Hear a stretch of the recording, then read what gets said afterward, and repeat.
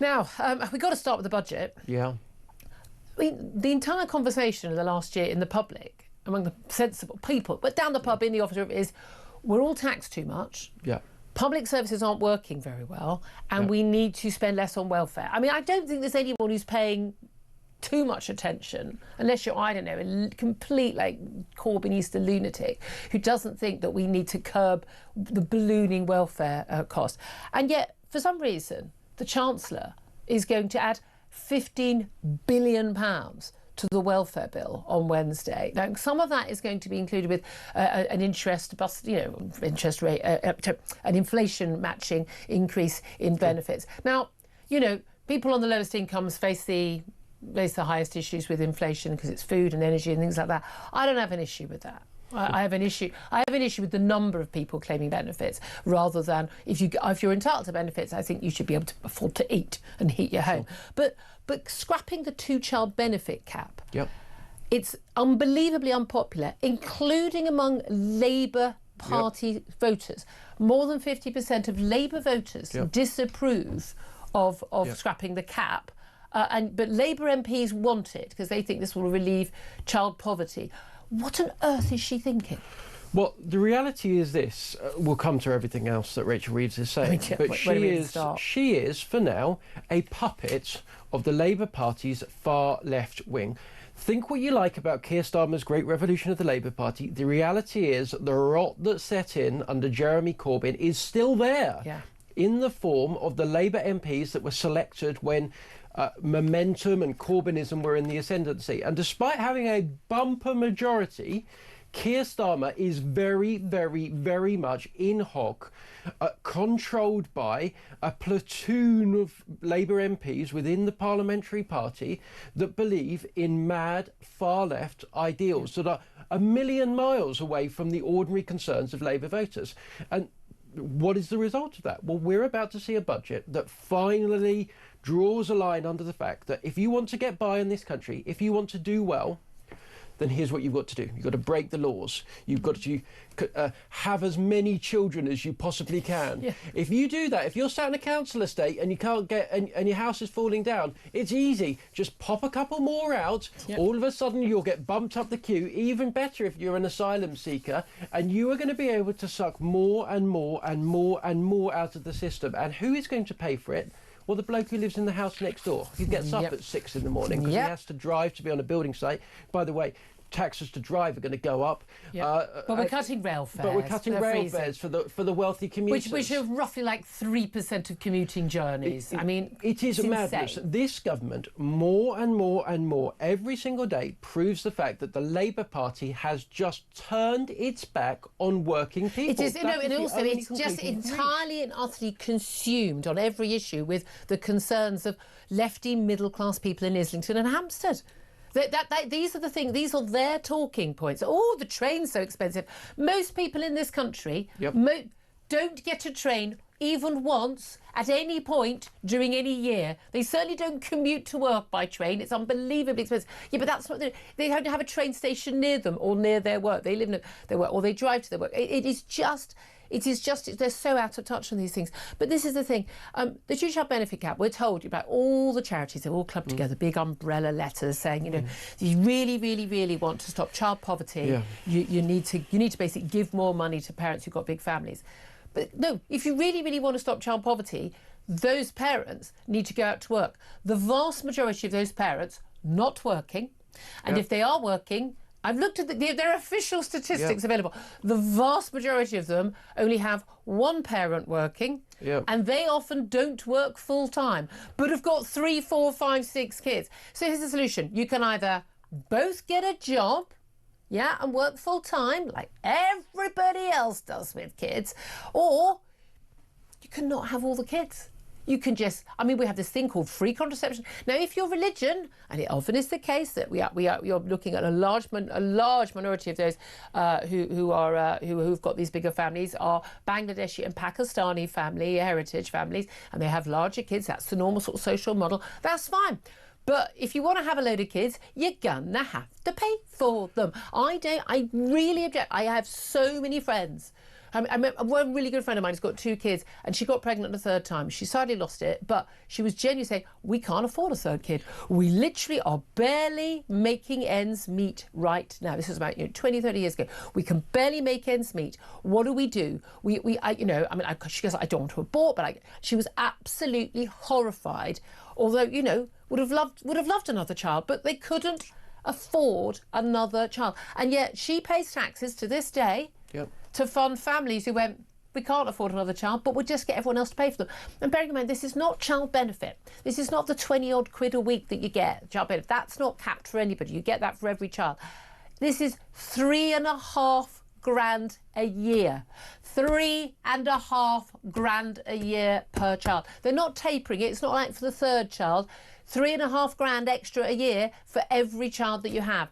This is categorically insane. Yeah, and look, there are hundreds of thousands of families every year that are making decisions that basically they would love to have an extra kid. They're working, they're in a job, they've not got their hand out, and they're being penalised. And we all know the types, because we all saw the articles all through the noughties when this was in place, with feckless father of the year that's got 13 different kids from 8 different women going around the estates being as despicable, deplorable. By the way, I've got no time for those women either. Choose a better father for your kid. Feel very strongly about this, ladies. Choose a better father for your kid. And have some personal responsibility. And by the way, if you make really, really bad decisions in life, one of the things that's going to happen is your kids are going to have a worse time.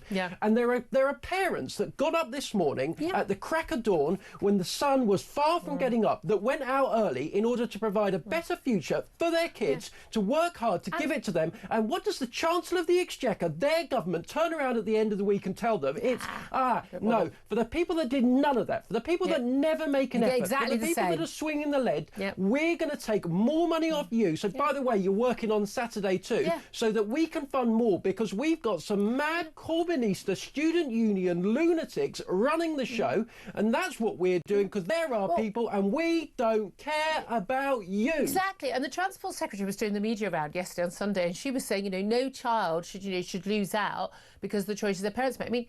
I mean that's everybody does. Everybody does. Of course they do. That's why parents work hard. That's why when people have kids, the usual thing is that mums will often work part-time, or work part-time for a bit to be around for their kids, because that's what kids need and families need. And dad will do extra hours. That's actually, people can say, oh, it's sexist. No, that's the norm. That's what happens. And dad works extra hours and actually misses out on family time a lot to fund that and do the right thing. People say, people don't go and just splash out on like a new car or a big night out because they're trying to save for a future for their kid, to buy a home in a nicer area, to get their kid into a better school, to make sure they can. I remember my husband talking about it. His dad worked Saturdays for years so they could do a week's holiday in a caravan park in North Wales, and you're just like so grateful to that, the extra work that went in to do kids. So we're saying that should we give every kid a week in a caravan park in North Wales, even though their dad doesn't work the extra hours?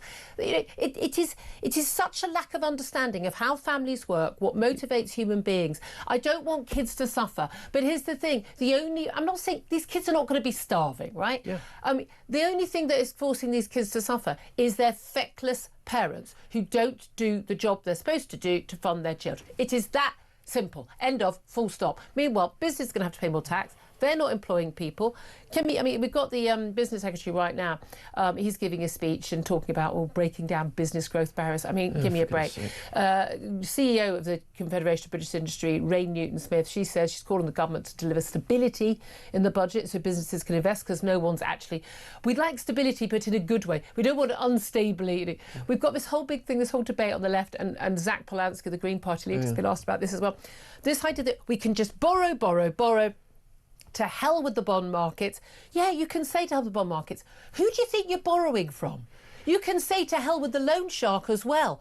Who are you borrowing from? If they decide that our finances in our country are unsustainable, we are going to be up a very, very, very unpleasant brown creek, and we are not going to have even a thimble, let alone a paddle, to get us out of it. No, but actually, Julia, the bond market, the people that lend this government money and charge interest on the basis of how much risk they're doing it, they're saying it's more expensive for the British government to borrow money at the moment because they're all sexists.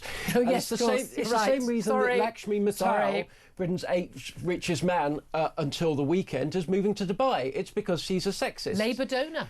He was more than happy to stay when we had a female Prime Minister, ×2. He was more than happy to stay in the country when for female business secretaries. But no, Rachel Reeves, he's decided it's nothing to do with the fact that she's putting up taxes everywhere she sees. It's nothing to do with the fact that she can't add up. It's nothing to do with the fact that her career seems to have involved answering the telephones in Lloyd's customer services department.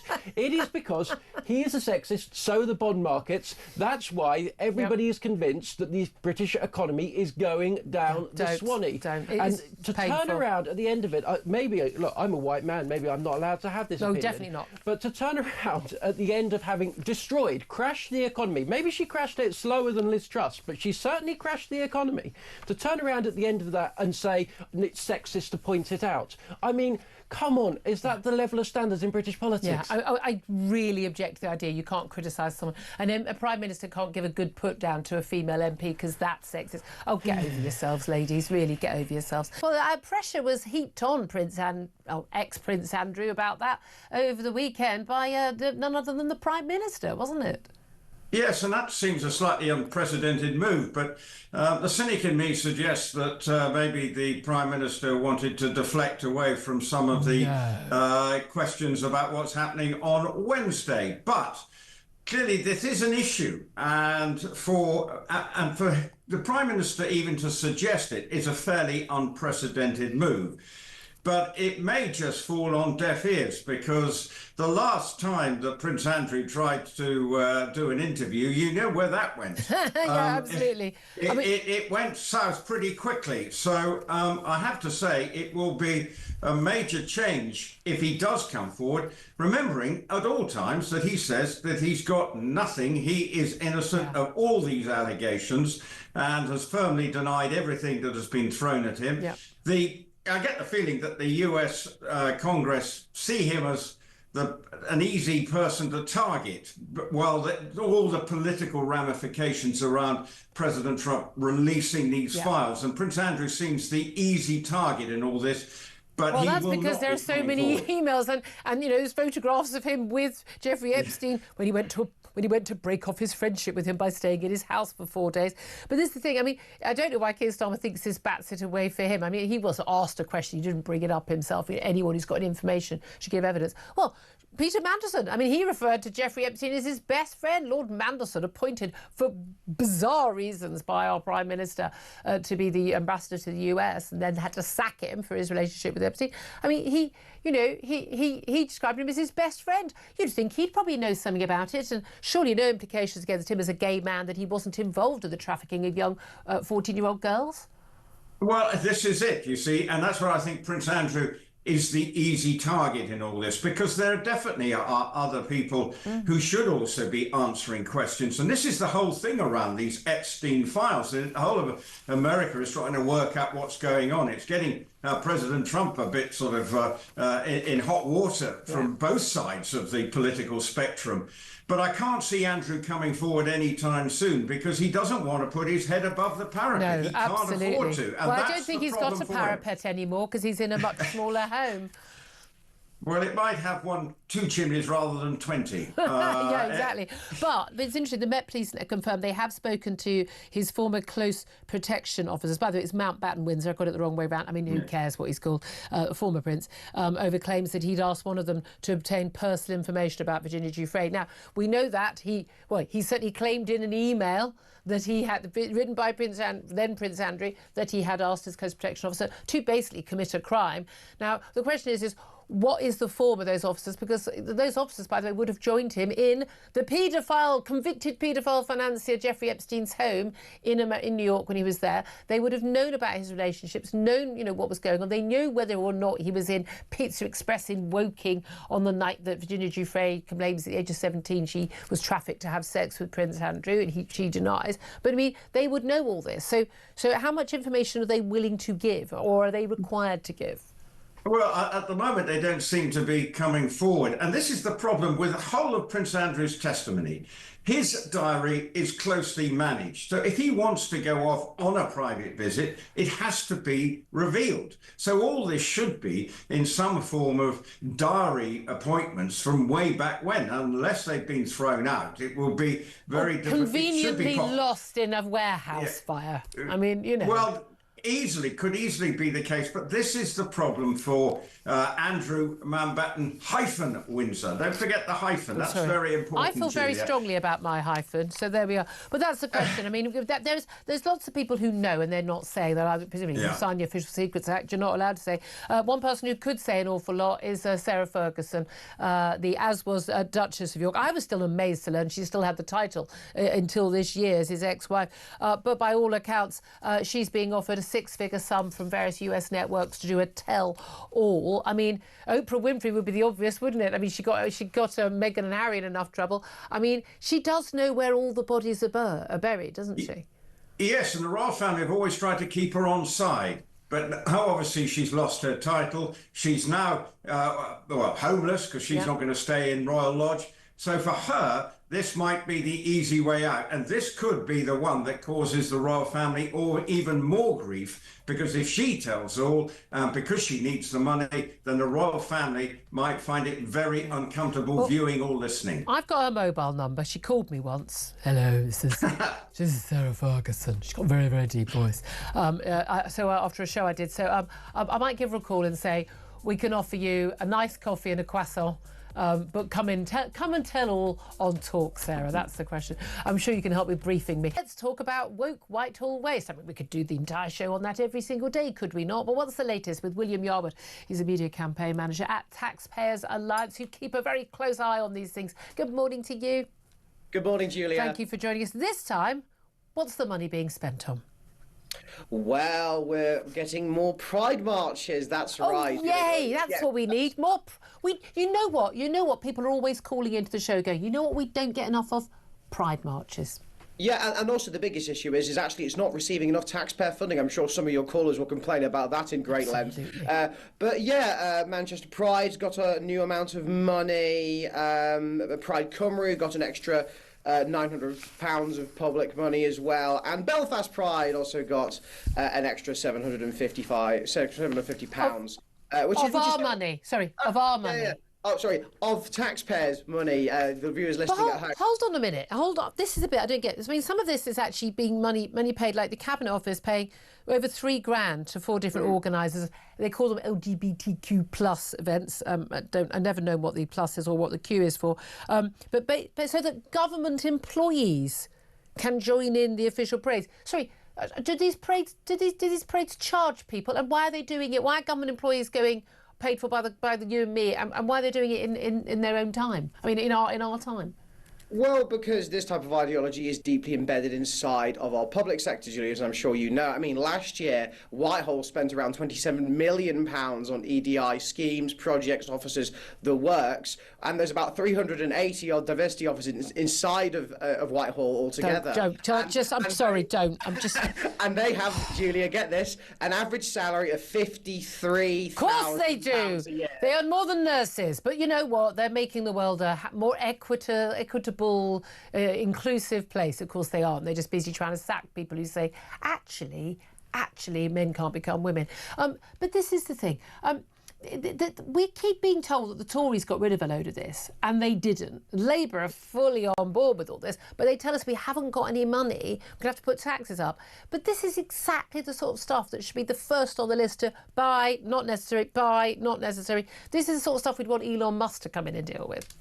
Yeah, quite. But the issue is I don't think anybody has the courage or the energy to actually do this in government or indeed in the past, or indeed in the past government. I actually, I know you have Tom Slater on the show quite a lot, and I actually wrote an article for Spike last week called "Why DEI Won't Die," because there's been lots of celebrations from people recently about woke being dead in the private sector. Yeah, people writing books about it, not knowing what they're talking about. Exactly, and my argument was like, well, I work at the TPA. I know a little bit about how all this is funded, and actually, the work, as you would call it, is doing very nicely inside of the public sector, in our bureaucracies, in local government, in the NHS. I mean, you want to talk about diversity spending? The NHS spent about £40 million on diversity officers and earmarked about 1.8 million quid for events like International Pronouns Day and Embracing Asexuality Day. I can't. I've got to do another hour, and I'm going to be crying. I'm going to tear out what little hair I've got left.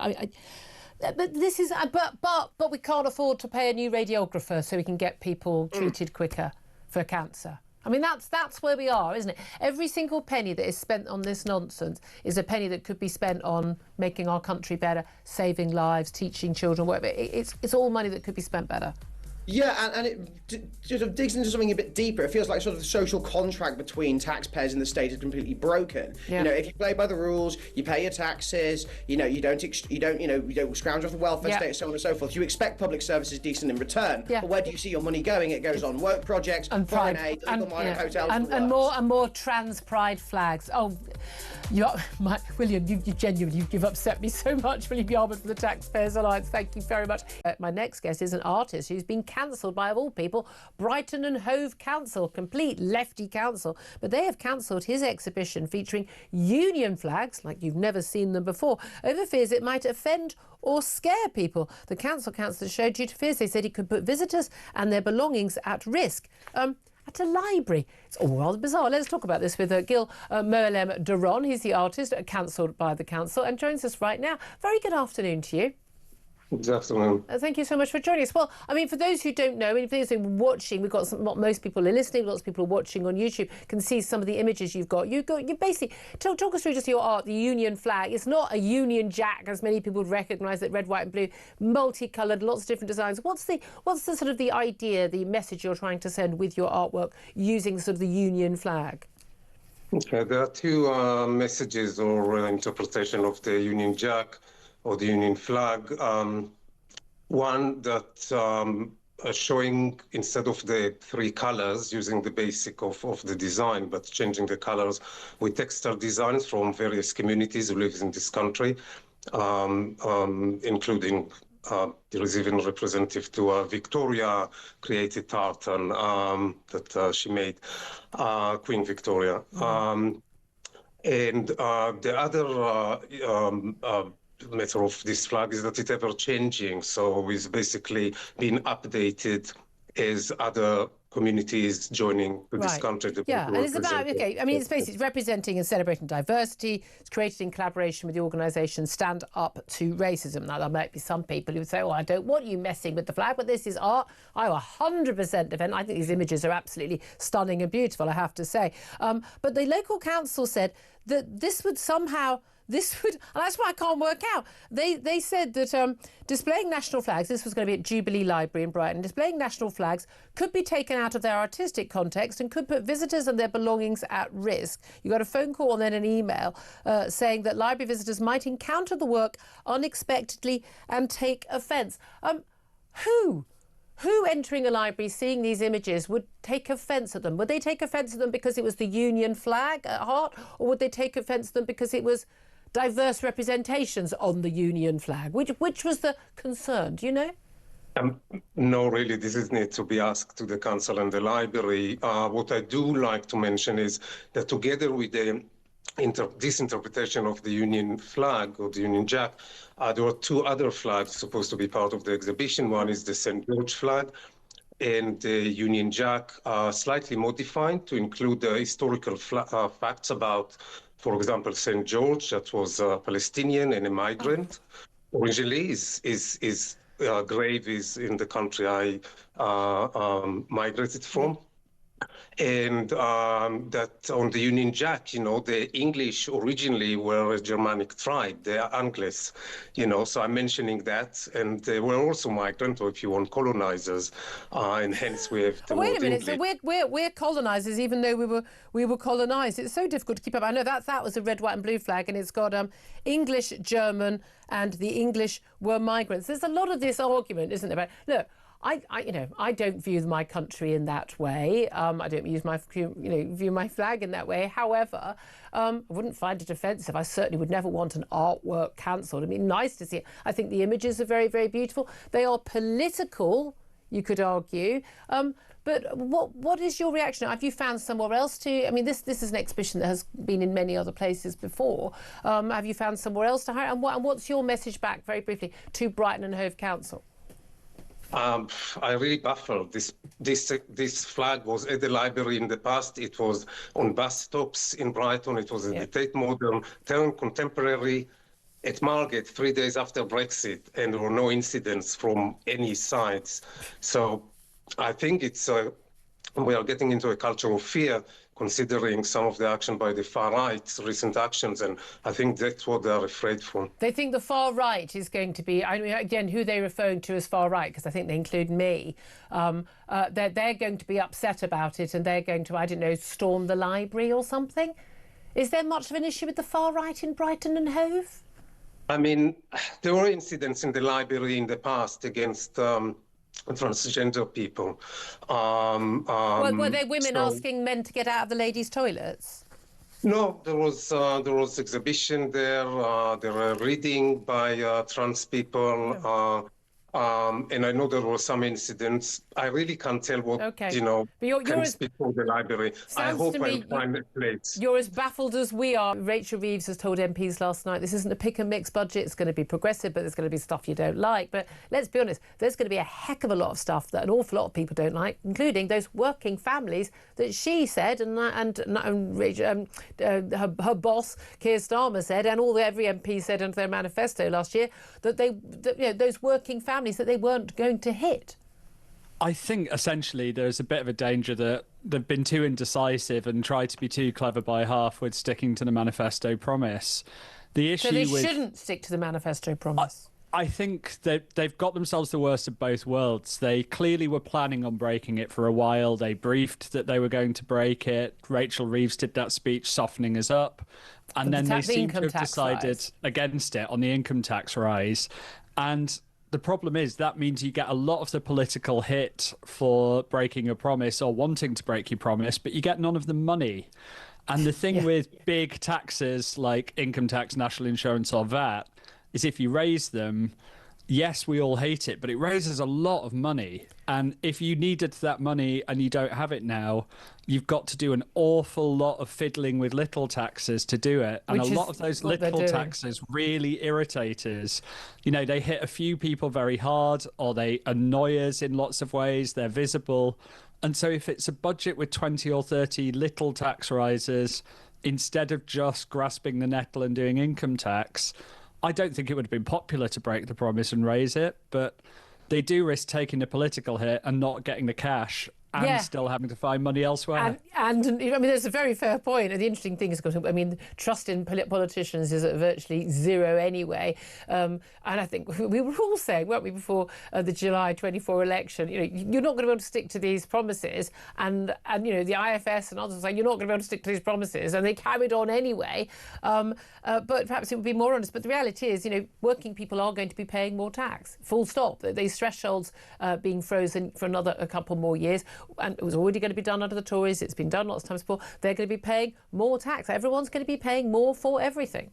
Yeah, and I think if you're a Labour government, I think you will pick up more credit, even if people won't be dancing in the street by just saying, we shouldn't have made this promise. We should have known better. We need to do this. We're going to raise some taxes on rich people, but we need to raise tax on everyone. And because we've done this, we are done this time. We won't have to keep coming back. But she said next that year last and next year. Well, that is. But her this is the problem. thing: the reports that the Office for Budget Responsibility is going to downgrade their growth forecasts, which were pretty poor anyway. We've seen, negligible growth. We are basically at a standstill this year, and growth was the number one thing. That's what they were going to do to cut the debt and not have to raise taxes. Basically, the government is having to raise more taxes because they haven't delivered growth because of the taxes they raised last year. So the solution to that is to raise more taxes this year. I've got a feeling, James, this isn't going to end up going very well. We're growing about the same as everyone else. Amazingly, we scraped being the first in G7, which tells you how bad it is everywhere. Look, I'm not trying to turn around and go, this is amazing, but we're among the least awful of the awful economies. I mean, this is not, but we've also got a huge amount of debt. Okay, we haven't got the highest debt ratio as France or other countries, but we're paying more for our debt because they don't believe the money markets, whether people like it or not, the money markets do get to decide the borrowing costs. They don't believe that this government is on top of things. We've got more benefits going out. The polling is very clear. Look, people never want their taxes to go up, but people also usually want spending to go up. But they're quite clear now. They want benefits cut. I think people want benefits cut until you talk about specific benefits and until you see the losers. And it's very easy for people to say yes in general, and the polls show people say yes in general. And then when you get to individual benefits and when you see what it's there, the public opinion goes down a lot. You think the public's going to change their mind about someone who says, I'm a bit anxious on a Monday from being allowed to not work for the rest of their life, or that they're going to change their mind on the two-child benefit cap? Because the public, including Labour voters, more than half of Labour voters even, don't want the two-child benefit cap scrapped. Why? Because they know perfectly well the families in their own street who are taking the mick.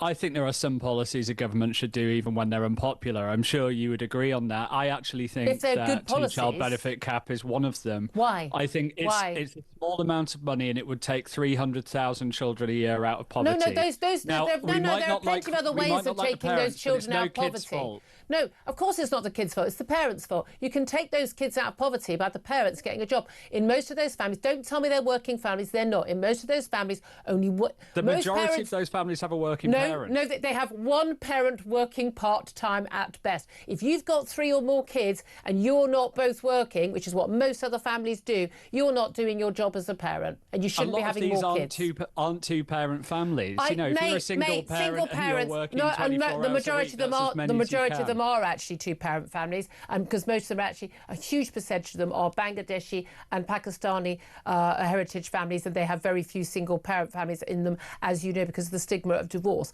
in those communities. I've lots of friends who are single parents and family members. They've all worked full-time. I think it's possible when you're on a higher income. It's very hard. No. It's hard if you don't have family. My sister-in-law is a nurse. It's not easy. She's worked full-time. Easy. She's worked full-time throughout. Because she has to, because that's how you support.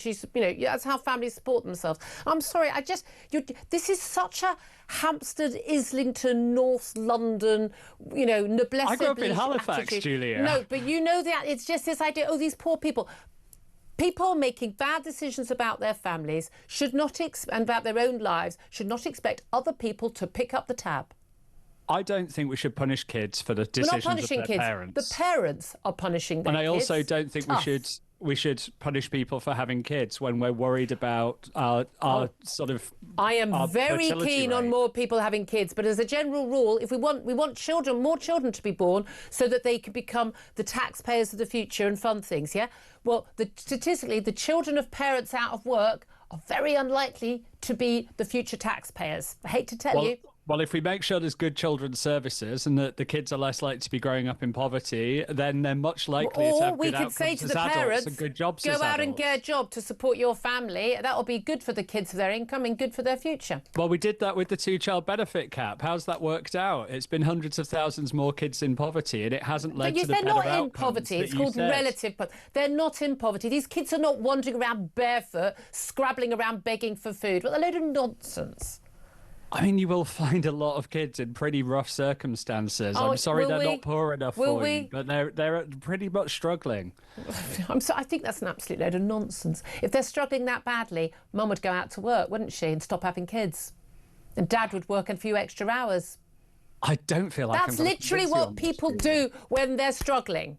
That's what they do. My dad, when he was a teenager, did a milk round, a paper round and a coal round to help the family out with money because there was no money for food otherwise, right? That's what people do. Look, people have hard circumstances. We and live they in go the out world to we work live to in. make life better. If there is something for a relatively small amount of money that all the numbers say will work and will take kids out of poverty, as a realist, I want that. No, they're just going to be more kids born to feckless families who don't work. That's what's going to happen. And you can speak to anyone on a benefits counter in jobs, and they will tell you exactly that. Let's talk about what on earth is going on when it comes to Ukraine. This person talking with that person, a 28-point plan, a 19-point plan. But fundamentally, isn't it up to the Ukrainian people and their president to decide whether they're willing to lay down their arms? Let's talk to Cormac Smith. He's a former advisor to the Ukrainian Foreign Ministry and joins us. Good morning to you. Julia, good morning. Do you know what? One day we will meet under happier circumstances. I would really, really like that, because this is very worrying to watch. I think Donald Trump got a little bit too pleased with himself about what happened in Gaza with that 20-point plan, trying to apply this 28-point plan which clearly written by the Kremlin on Ukraine. I mean, basically, short of can Volodymyr Zelensky hand over his firstborn child? It was pretty much everything that Putin could want. Now we've got this European 19-point plan. Is there a plan that basically Ukraine and Russia could both feasibly sign up to? Well, look, let's talk about the European and Ukrainian side first. And everybody is being very, very tight-lipped about this, but reportedly Ukraine is ready to sign up. What we know about the European red lines is there must be security guarantees, there must be Ukrainian sovereignty, Ukraine's financial needs need to be looked after. There can be nothing about Ukraine without Ukraine. Refer back to the Trump-Putin plan, which was clearly, written in the Kremlin and translated into English in the White House. Yeah. I said that on Friday, by the way. And also, there's going to be the return of children. Now, look, we don't know, but I can say with a great deal of confidence what the three clear Ukrainian red lines are going to be. The 25% of Donetsk in the Donbass, which Russia wants to be further conceded, will not be conceded. So land that Russia has not conquered, which contains these sort of fortress towns and cities, they will not and cannot concede that. No, because that is effectively a gateway to Kyiv and the rest of Ukraine. And secondly, they cannot accept restrictions on the future size of their military. Yeah. And I do not believe they can give an undertaking not to join NATO in the future, because this is fundamental to Ukrainian sovereignty, but also to their future security. Yeah. Yeah, I mean, that's my reading of it. And again, it's fascinating. And we had a guest on yesterday. And again, these are Kremlin talking points. It's like, well, expansion of NATO. No, countries asked to join NATO because of Russian expansion threats. Sweden and Finland were absolutely fine not being parts of NATO. So was Ukraine, because there was, this guarantee. I mean, it is extraordinary that this idea that NATO is in an aggressive force when it's never launched a war on anybody.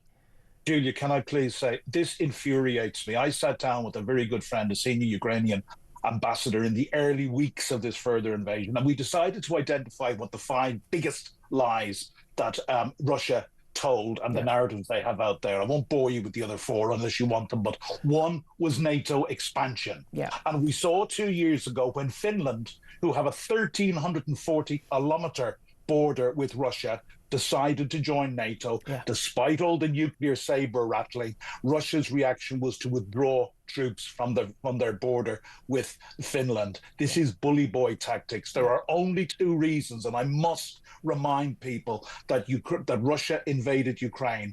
One, a democratic, free, successful Ukraine was the biggest threat to this criminal Kremlin regime. And the successful Maidan revolution was the straw that broke the camel's back. Yeah. But 2, Ukraine used to account for 40% of industrial output in the Soviet Union. This is an old-fashioned war of colonial Exactly. conquest. It was the breadbasket of the Soviet Union. It's the industrial heartland. Of course, the slice of Ukraine that Russia wants is the industrial region. I keep having conversations with people saying, oh, well, it's a horribly corrupt regime and this and that. And it's like, no one's saying it's perfect. No former Soviet nation is. In war, there are always plenty of people who are taking their cut. And that happened in Iraq and Afghanistan. It happens in every single war going. But no one's ever pretending that Zelensky or Ukraine or the Ukraine are perfect, as we would not be. It is absurd, isn't it? But here's the thing: how much is going to come down to the whims of Donald Trump? And we've seen this. I think it was Bloomberg got hold of a tape of Steve Witkoff, the president's negotiator and mystery, basically sort of briefing his Russian counterpart on how to talk to Donald Trump, to sort of basically how you keep the Sun King happy by flattering him. It seems to me that whether it's NATO leaders, it's European leaders, Zelensky, whether he flies out to Mar-a-Lago over the Thanksgiving weekend in America this weekend or whatever happens, everything is just constantly about stroking Donald Trump's ego and talking him down from his love-in with Putin. Well, look, there is a lot of information coming to light now, including the Bloomberg article, which you just mentioned, about Witkoff's position and his links to the Kremlin and the Russian mafia in real estate deals that go back decades and decades. There is a reason he's obviously of Russian descent as well. There is a reason that Donald Trump has appointed somebody with zero diplomatic experience as his point man on Ukraine and Russia. But you say that this depends on a whim to Donald Trump. If there has been a deal agreed by the Americans and the Europeans and Ukraine accepts that, it is going to become increasingly difficult for Donald Trump to hold his pro-Kremlin line. I'm not saying that he won't, because he never ceases to surprise us. But it is really this. My prediction is that this deal is backing both Putin and Trump into a little bit of a corner, because they are continually failing the reasonableness test, which Ukraine is continually passing. And this is the thing, Ukraine has to be seen to be we don't want war, we're agreeing to something. The Europeans put forward reasonable proposals, everyone agrees to, trying to make Putin look like the difficult person, which of course he is. He's the person who invaded in the first place. And again, it is fascinating. Do you think that there is actually a deal that could be done? Because actually Ukraine have come a long way. I don't think we'd be happy as the British people if we'd been fighting a war for 4 years and had seen so many of our men folk killed, and indeed innocents killed, our children basically stolen away and kidnapped by the foreign force, to basically give away 20% of our country to the invaders. I'm not entirely sure we'd be willing to do that. I'm not quite sure why we're expecting Ukraine to. Sorry to be vulgar, but babies raped also. Cormac, I think we've lost your mic. I think unplugged slightly. Can you hear me now? Yeah, we got you now. Yep. Sorry, I was just saying. Excuse the crudeness, but also our women, children, and even babies raped by Russians. Julia, can I say one thing, very please? quickly? You talked about corruption. The 2 years that I was a British diplomat embedded in Ukraine's Ministry of Foreign Defence, the pot that I was paid out of was specifically to deal with reforms and corruption. Anytime I did extra work, I had to demonstrate, i.e. with other ministries, I had to demonstrate to the British ambassador, who was my boss, that it was forwarding the anti-corruption and reform agenda. Ukraine is making progress. Yeah, exactly. It's starting from a low base. That's for sure. David Lammy, the Justice Secretary, apparently planning to announce next week, in leaked documents that emerged yesterday, to scrap jury trials for pretty much all crimes, apart from the very most serious murder, manslaughter, rape and other crimes that could lead to a prison sentence of more than 5 years. Let's talk to Sir Michael Ellis, KC, about this now. He's a barrister and former Attorney General. Good morning to you, Sir Michael. Good morning, Julia. Thank you very much for joining us. I have to say, I was absolutely gobsmacked when I saw this news, and not least because we're talking about David Lammy, who, when he was Shadow Justice Secretary in 2020, he had said that scrapping jury trials, even in the event of an emergency like lockdown and inability to get, juries of 12 people into a room together under those rules, was completely wrong, and jury trials were fundamental to our democracy. Apparently, they're not fundamental anymore. Do you agree with him? I certainly don't agree with this latest decision. I mean, really, this has all the hallmarks of another mastermind decision from David Lammy. The reality is that, look, the English judicial system and jurisprudence has been exported around the world where democracies thrive. And the reality is that it's one of the things that we have exported very successfully. It's an 800-year-old principle. In fact, it goes back even beyond that. It goes beyond time immemorial, before the year 1189. The reason why it's lasted so long, Julia, is because people understand that it works. It's the best way of getting justice when people are accused of wrongdoing. Prior to that, in this country, we used trial by ordeal, where people expected divine intervention to be the process. It's an absolutely irresponsible decision. Well, hold on a minute there. I mean, most countries around the world, okay, I agree, we've exported it. I completely agree with you on that front, it's a fundamental right. But most countries don't have jury trials in the same way that the Anglosphere largely does. Do they not have justice, or is there proof that what we do, and I sat on a jury a few years ago and found it an incredibly, really life-changing experience to have done so, and was really impressed with how everything worked. Do they have a worse justice system because of that? Well, look, I think it's important to remember that of the 193 countries in the world, most are not democracies. It's a point worth making. Most of them are dictatorships and autocracies. Depending on how you define a democracy, there's something like 25 or 50 countries in the world that are democracies. So what other countries do that are not democracies is not something really that we can compare to our system. The fact is that here's a government which has said we can't interfere with the ECHR, in their opinion, because that would be a breach of the rule of law. Of course. An ECHR which has run out of control in the last 20 years and only existed since the 1950s. Meanwhile, they want to interfere with an ancient principle that goes back more than 800 years. And the Americans, for example, the Trump administration already are concerned about this government and this country when it comes to free speech.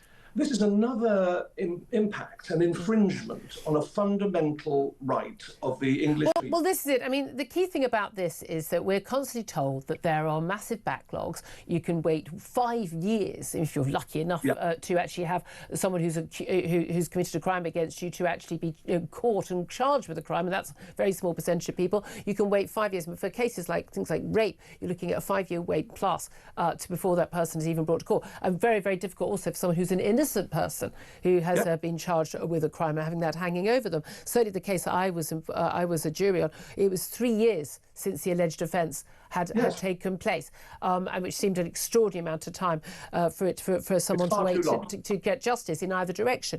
But we're told that this we can speed things up. Now, Lord Leveson, who was asked to look into basically speeding up the judicial process or the justice process, he looked at AI, terrifyingly, but he also suggested that people, if they faced only, more than 3 years or less, they wouldn't get this, but it would be a judge and lay magistrate, so not someone with formal legal training. David Lammy's gone further. You have to face 5 years or more and only a judge. Why is a judge with legal training who's said they're going to be totally unbiased, why is a judge less trustworthy to make that decision on guilt or innocence than 12 ordinary people who come from ordinary lives?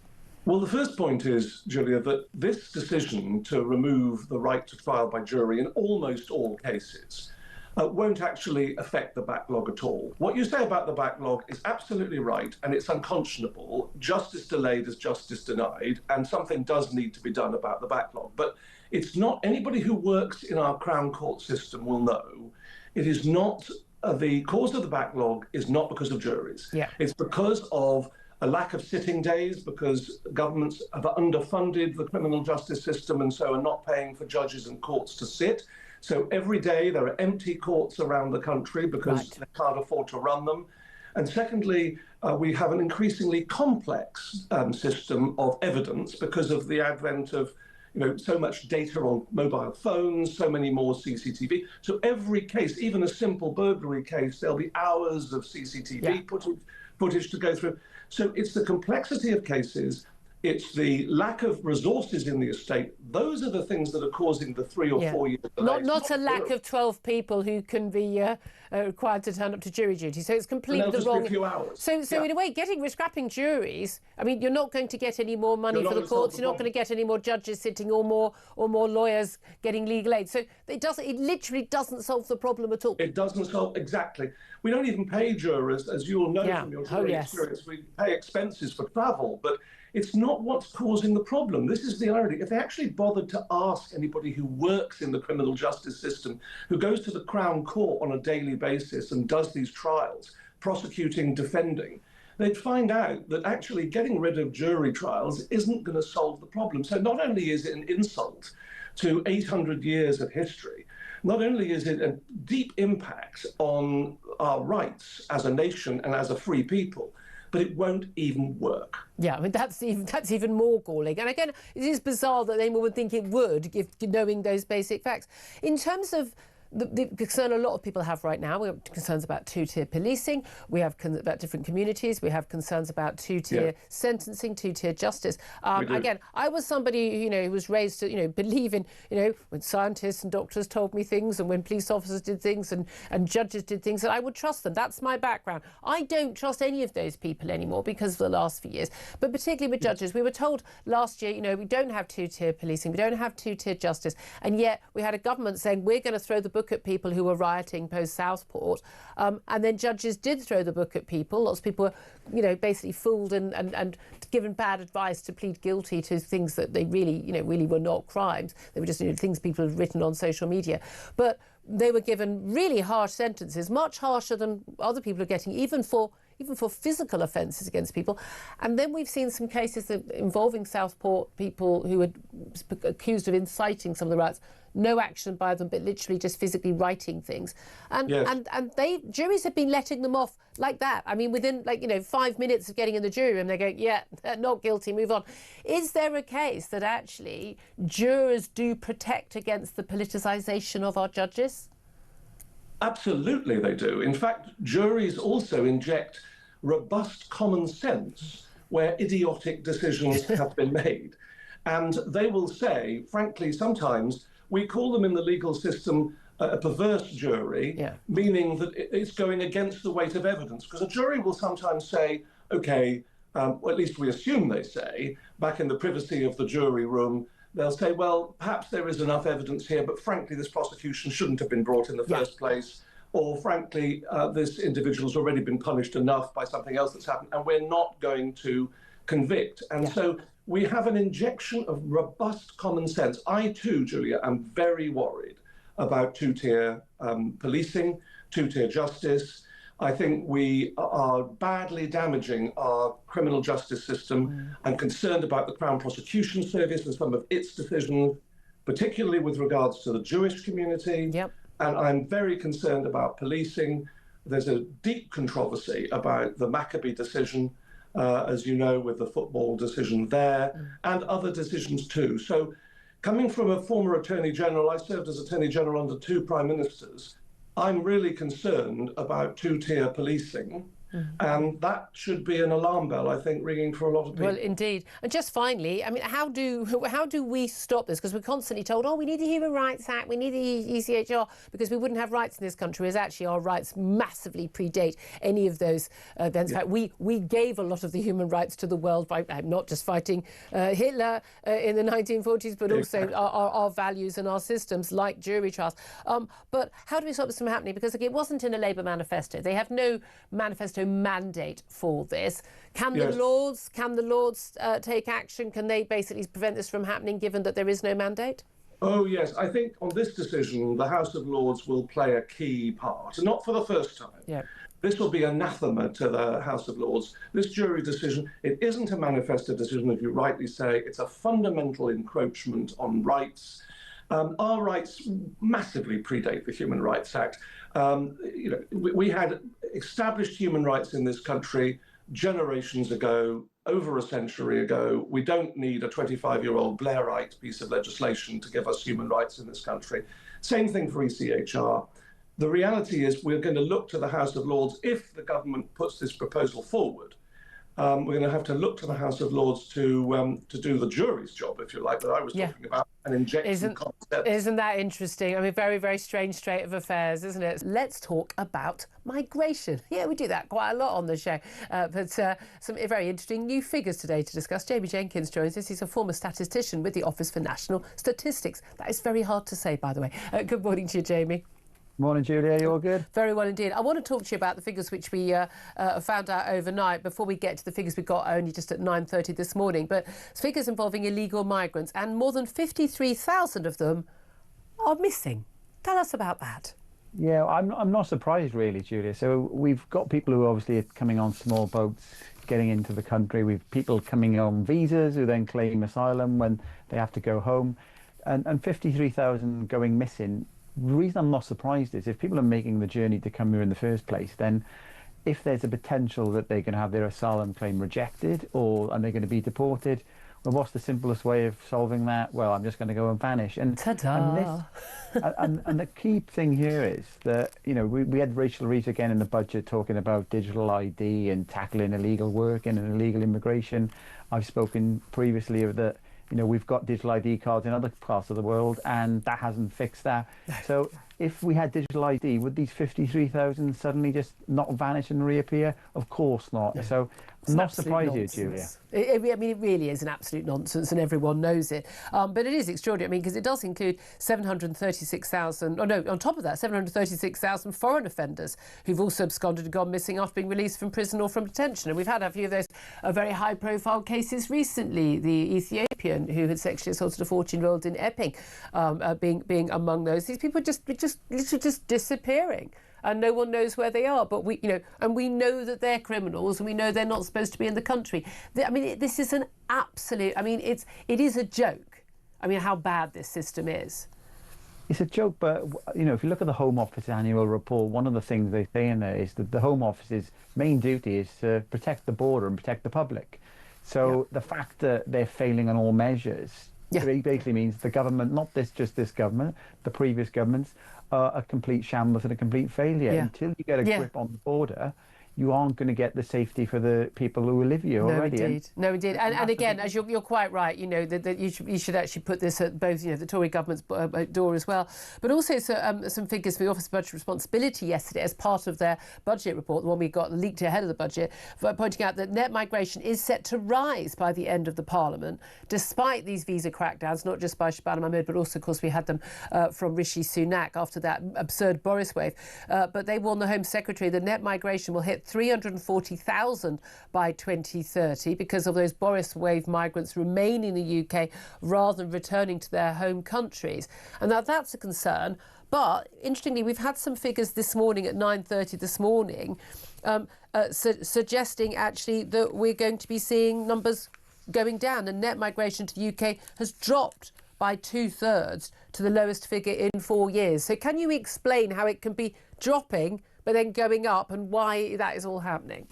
Yeah, easy explanation on this one. So the OBR wouldn't have had access to the latest ONS figures when they were doing their forecast.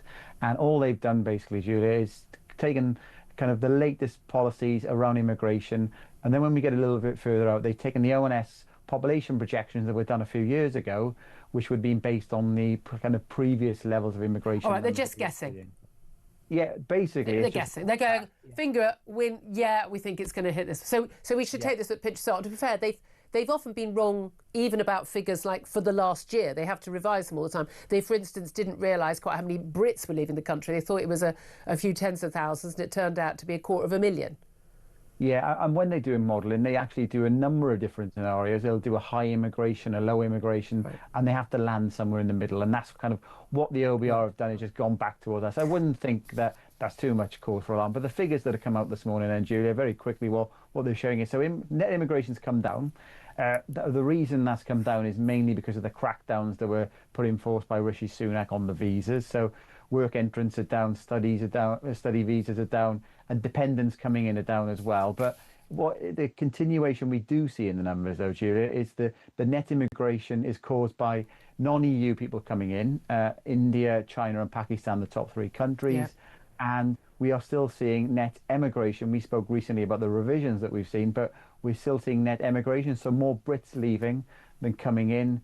And there's no surprise the way the budget went yesterday if the numbers get even more next year. Well, and this is the issue, isn't it? So we can go, oh, well, it's not so bad. Well, most of that is because basically the public found out about the Boris wave when those numbers were apparently a complete shock to the Home Office ahead of the last election, and Rishi Sunak went, we're going to put the kibosh on that. So most of this isn't actually the work of the Labour government, certainly not Shabana Mahmood, who's only been in the job as Home Secretary for a couple of months. But the crucial thing is, even as the numbers do come down, the people coming in are not necessarily skilled people from the EU. They're largely unskilled, I mean, particularly from India and Pakistan, particularly from Pakistan. We know the rate of unemployment from people from Pakistan is one of the highest rates in the country. But also, crucially, that the people who are coming in are more likely to be lower skilled and low wage than the Brits who are choosing to leave. And that's a really big issue for our demographics and, frankly, for balancing the books.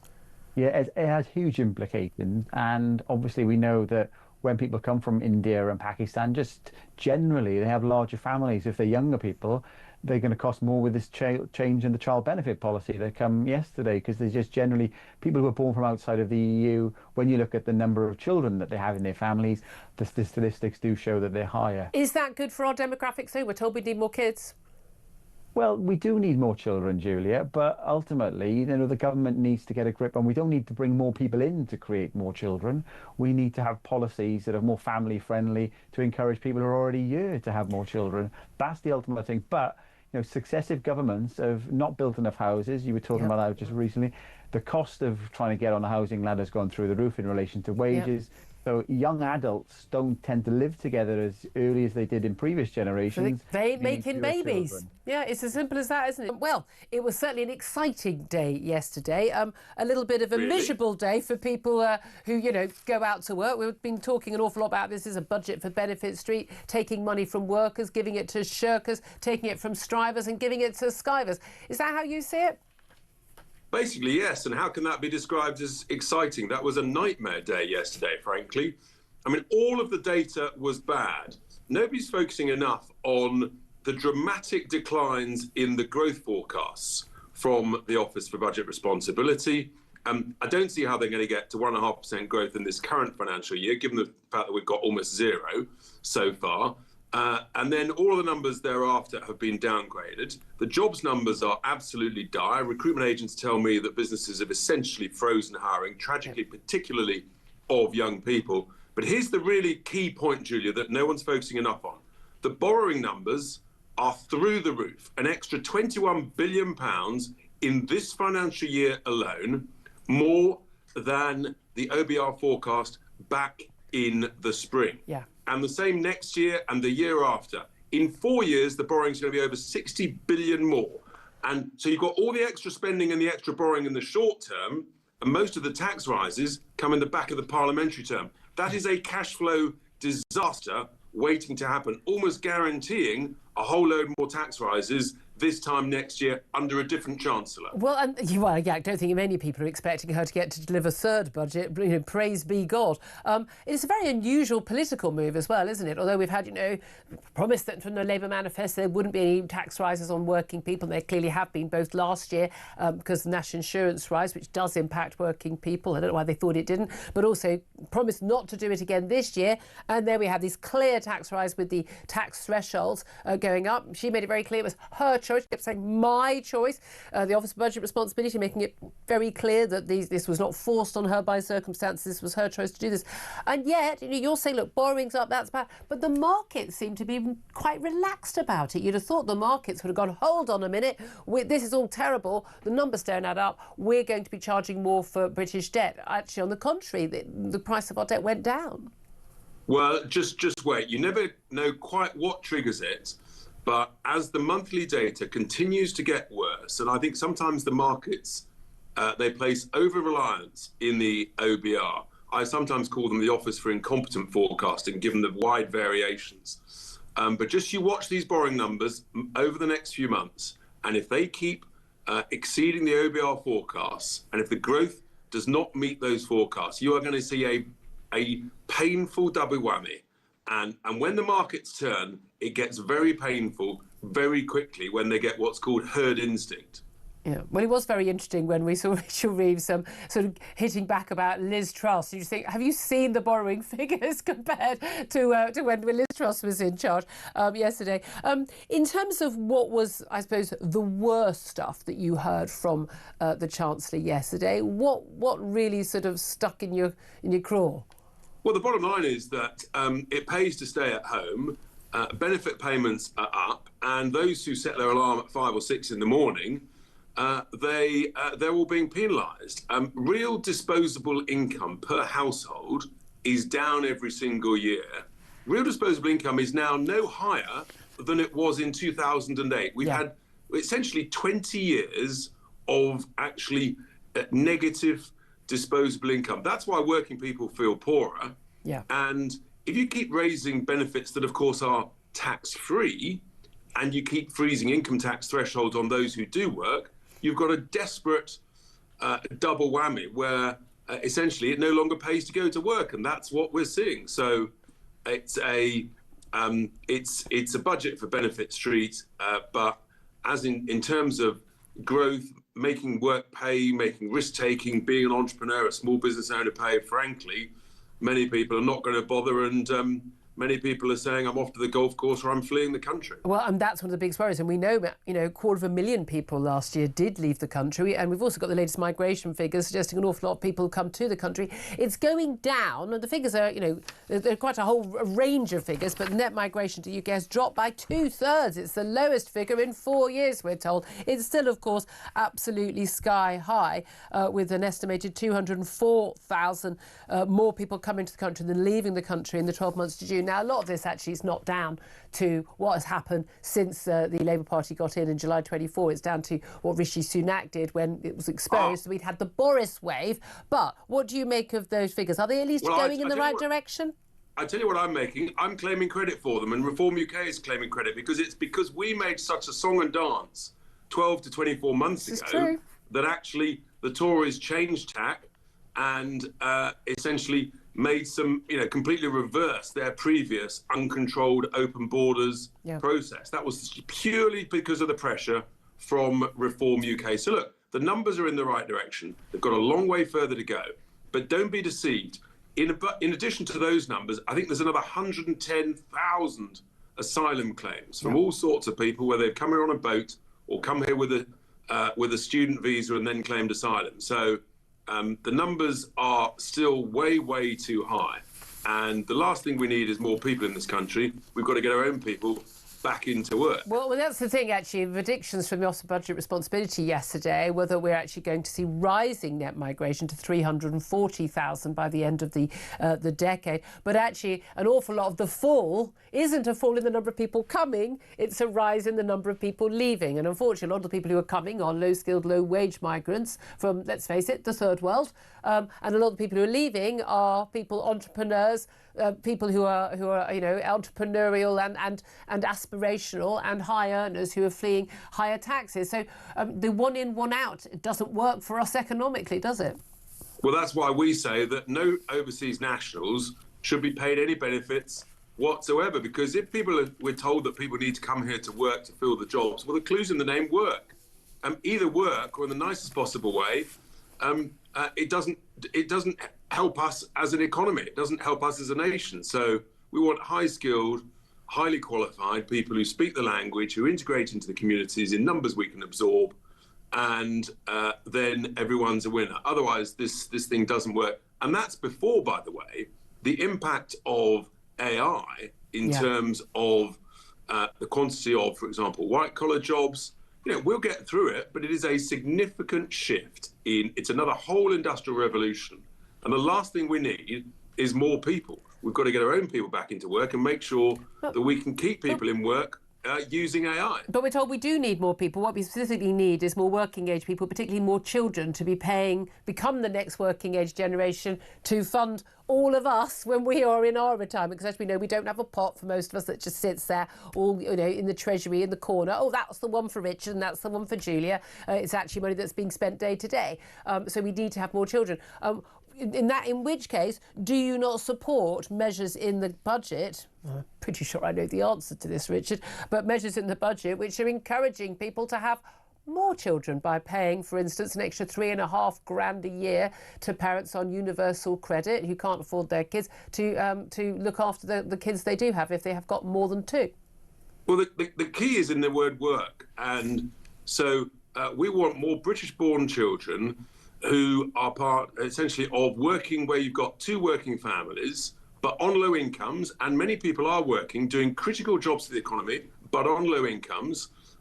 They shouldn't be denied the ability to have children. So that's why we've said have a targeted focus on low-income working parents, where you've got two parents at work. That's what we want to do. Two parents working full-time?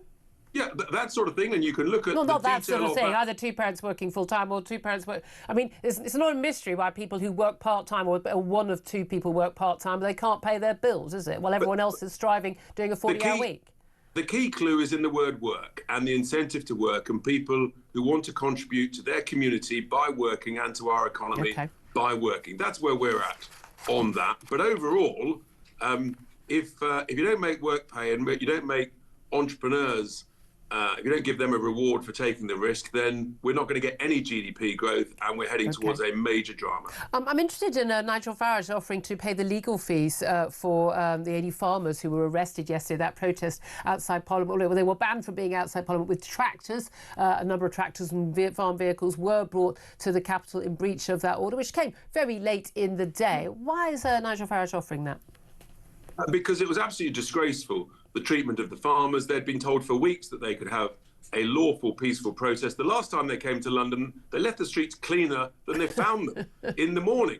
And the reality is that because the farmers didn't want to fly pro-Palestine flags on their tractors, they weren't allowed, because it might be a bit embarrassing for the Chancellor and the Prime Minister. And one chap was arrested for blowing the horn of his tractor. I mean, for heaven's sake, what's going on? So we've said, and we will be helping a number of those arrested with their legal fees. We just think it's wrong. It was a political decision by the senior management of the Met Police for all the obvious reasons. Is it two-tier policing? It's two-tier policing, it's two-tier justice, and we're going to make sure that those farmers can get all the legal assistance that they require. Can I also ask you one final question just about the more than 53,000 illegal migrants who are missing? The leaked document headed absconded pool from the Home Office was released last night, showing they've got 53,000 illegal migrants, some of whom are actually foreign offenders being released from prison, supposed to be in detention, supposed to have been deported. Just they're here in Britain. Don't know where they are. We don't know what they're doing. What do you make? Well, we do know what they're doing, actually. We do know what they're doing. They're on every high street. They're working illegally, whether it's in barber shops, vape shops, mini-marts, car washes, you name it, they're there. In plain sight, the degree of criminality and money laundering. I mean, I first broke it as a presenter on Talk about 3 years ago. Yes. And I got a whole load of abuse for it. But, I mean, the switchboard lit up. And people were saying, I've suddenly got a dozen barbers on a small high street in a market town. And I know COVID was dramatic, but it didn't make our hair grow faster.